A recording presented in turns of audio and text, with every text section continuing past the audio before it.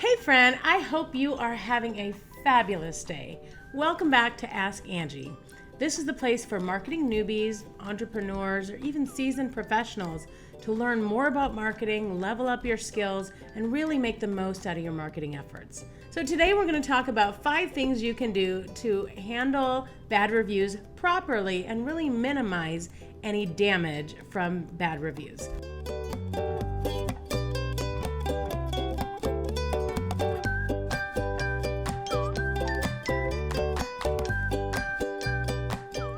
Nobody ever likes to get a bad review, and then when it happens, there's a tendency to kind of get defensive and explain why that happened or why it might have been the customer's fault. The first thing is you really want to respond to all reviews that come in, whether they're good or bad. Now, I'm sure that if you've been on Facebook or Yelp, you might have seen a bad review when you were looking at a new place that you wanted to give a shot.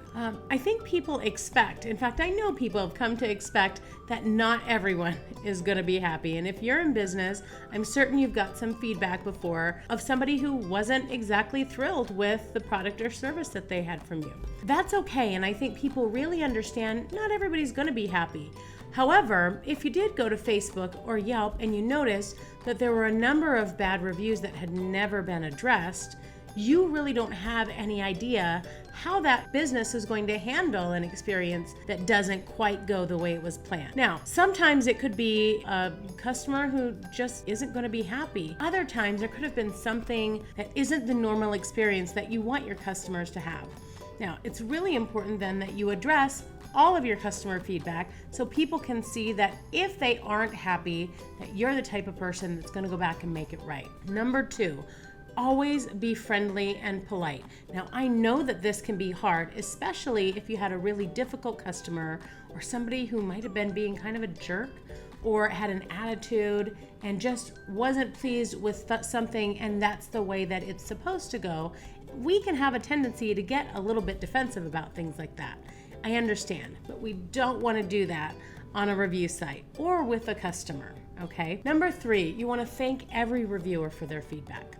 Even if it was negative feedback, it gives you an opportunity to look at your systems, your processes, your training, and see what you can do to improve. If people just walk away and don't let you know that they had a problem and never return to your business, it doesn't give you the opportunity to correct anything that might not be working well. Number 4, you want to make sure you show that you have taken action to correct the issue. So if someone had a bad experience, you want to let them know that you've fixed whatever it was. If maybe they had a grumpy service provider, or they were overcharged, or something was wrong with their service or faulty with the product that they purchased, you want to let them know that you've taken corrective action so that this doesn't happen to people in the future. Now, this is helpful twofold. Not only does it let that person know that you've made corrections and that you take their feedback very seriously, it also lets other people who are reading those reviews know that you do take customer feedback very seriously and you're actively looking to improve your business every single day. Number 5, take any further discussion offline. Sometimes people are really upset about an experience and they'll want to go into that review and get into a back and forth with you. You want to avoid that at all costs. So my tip on doing that is to say, hey, Mr. Jones, thank you so much for your feedback. I am so sorry to hear you had a bad experience with us. That is not the kind of experience we want our customers to have. I want to let you know that we've corrected the issue, we've handled with additional training, or we've fixed the process that was not working, or we've spoken with the vendor and we will be discontinuing the use of that. Anything to let them know that what you've addressed is happening. And then you can let them know, I will be in touch with you offline to talk further about how we're going to make this right for you. And that's it.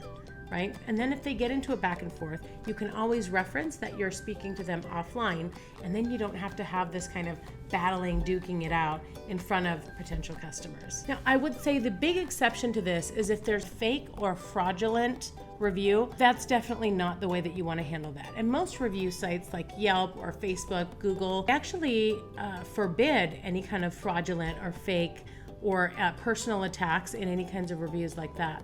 So if something like that happens, definitely don't follow the original process. Just go into the policies of the review site that has the fraudulent review posted on it and let them know that this happened and get that review removed. So I really hope this helped. I'd love to hear what other ways you've handled bad reviews in your business. So leave a comment down below and don't forget to like and subscribe, and we'll see you next time. I'm Angie and this is Ask Angie.